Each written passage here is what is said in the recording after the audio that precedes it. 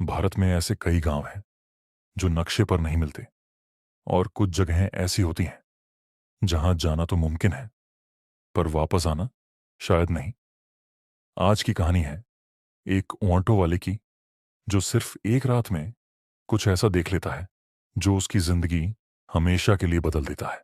रमेश एक साधारण ऑटो चालक था। शहर के एक छोटे से स्टैंड पर रात तक काम करता था। उस दिन भी सब कुछ सामान्य था। रात का समय था। लगभग 11:30 बज रहे थे। रमेश अपना ऑटो लेकर घर जा रहा था। दिन भर की थकान उसके चेहरे पर साफ दिखाई दे रही थी। सड़क लगभग खाली थी। बस कभी कभी कोई गाड़ी निकल जाती थी। तभी अचानक एक आदमी सड़क किनारे हाथ देता है। रमेश ने ऑटो धीमा किया। आदमी ने सफेद कुर्ता पहन रखा था। कपड़े मिट्टी से सने हुए थे और उसका चेहरा अजीब सा शांत था। भैया, एक गांव जाना है, उसने धीरे से कहा। रमेश ने थोड़ा हैरान होकर पूछा, इतनी रात को? कौन सा गांव? आदमी ने जंगल की तरफ इशारा किया। बस अंदर, ज्यादा दूर नहीं। रमेश एक पल के लिए रुका। जंगल का रास्ता उसे पसंद नहीं था, लेकिन आदमी ने दोगुना पैसा देने की बात कही और रमेश मान गया। ऑटो धीरे धीरे जंगल के रास्ते में घुसने लगा। जैसे ही वे अंदर बढ़े, मोबाइल नेटवर्क चला गया। रात और गहरी लगने लगी। हवा ठंडी और अजीब सी हो गई। रास्ते के दोनों तरफ बड़े बड़े पेड़ थे जिनकी परछाइयां हिल रही थी। कभी लगता कोई पेड़ के पीछे खड़ा है, कभी लगता कोई दौड़कर निकल गया। रमेश ने पीछे मुड़कर यात्री को देखा। वह बिल्कुल चुप था, सीधे सामने देख रहा था, बिना पलक झपकाए। रमेश ने बात करने की कोशिश की। भैया, और कितना दूर है? आदमी ने बस इतना कहा। बस पहुंच गए।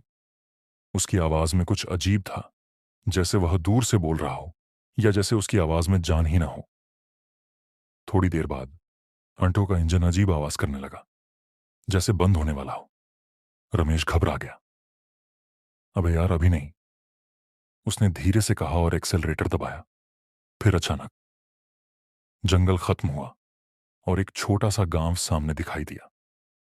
रमेश ने ऑटो रोका और उस गांव को देखकर उसका दिल जोर से धड़कने लगा। घर पुराने थे, कुछ टूटे हुए, कुछ आधे झुके हुए। कहीं कोई लाइट नहीं थी, लेकिन हर घर के बाहर एक दिया जल रहा था। पूरा गांव अंधेरे में डूबा हुआ, बस दियों की हल्की रोशनी। ये कौन सा गांव है? रमेश ने धीरे से पूछा। यात्री ने हल्की मुस्कान के साथ कहा, यहां लोग रात में ही जीते हैं। रमेश का गला सूख गया। उसने जल्दी से पैसे लेने के लिए पीछे मुड़कर देखा, लेकिन ऑटो की पिछली सीट खाली थी। अरे, वह घबराकर इधर उधर देखने लगा। आदमी गायब हो चुका था। तभी उसे महसूस हुआ कोई उसे देख रहा है। रमेश ने धीरे से सामने देखा। एक घर की खिड़की के पीछे कोई खड़ा था। फिर दूसरी खिड़की, फिर तीसरी। हर घर के अंदर कोई ना कोई खड़ा था और सब उसी को देख रहे थे। रमेश की सांसें तेज हो गईं। तभी धीरे धीरे घरों के दरवाजे खुलने लगे और लोग बाहर आने लगे। उनका रंग सफेद था, आंखें बिल्कुल काली और चेहरों पर कोई भाव नहीं। सब धीरे धीरे रमेश की तरफ बढ़ने लगे। रमेश ने तुरंत ऑटो स्टार्ट करने की कोशिश की, लेकिन इंजन स्टार्ट ही नहीं हो रहा था।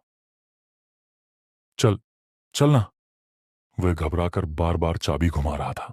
तभी उसके कान के बिल्कुल पास से आवाज आई, यहां से कोई वापस नहीं जाता। रमेश का दिल जैसे रुक गया। वह धीरे से पीछे मुड़ा और देखा, वही आदमी उसके बिल्कुल पास खड़ा है, लेकिन अब उसका चेहरा बदल चुका था। आंखें काली, मुंह टेढ़ा और त्वचा अजीब सी सफेद। 20 साल पहले एक ऑटो यहां आया था, वह आदमी धीरे से बोला, और वो कभी वापस नहीं गया। रमेश का दिमाग सुन्न हो गया। हम सब वही हैं। आदमी मुस्कुराया, और अब तुम भी। रमेश ने पूरी ताकत से चाबी घुमाई और इस बार ऑटो स्टार्ट हो गया। वह बिना पीछे देखे पूरी स्पीड में भागा। गांव के बीच से, जंगल के रास्ते से। पेड़ों की शाखाएं ऑटो से टकरा रही थीं। आवाजें आ रही थीं, जैसे कोई उसका पीछा कर रहा हो। लेकिन रमेश रुका नहीं। काफी देर बाद उसे सड़क दिखाई दी। सुबह होने लगी थी। रमेश ने राहत की सांस ली। मैं बच गया, उसने सोचा। अगले दिन वह अपने ऑटो स्टैंड पर था। सब कुछ सामान्य लग रहा था। तभी एक आदमी उसके पास आया। भैया, जंगल के अंदर एक गांव जाना है, चलोगे? रमेश ने धीरे से उसकी तरफ देखा और उसकी आंखें बिल्कुल काली थीं। रमेश का हाथ स्टीयरिंग पर जम गया। उसे समझ आ गया, वो रात खत्म नहीं हुई थी। वो अब भी उसके साथ चल रही थी।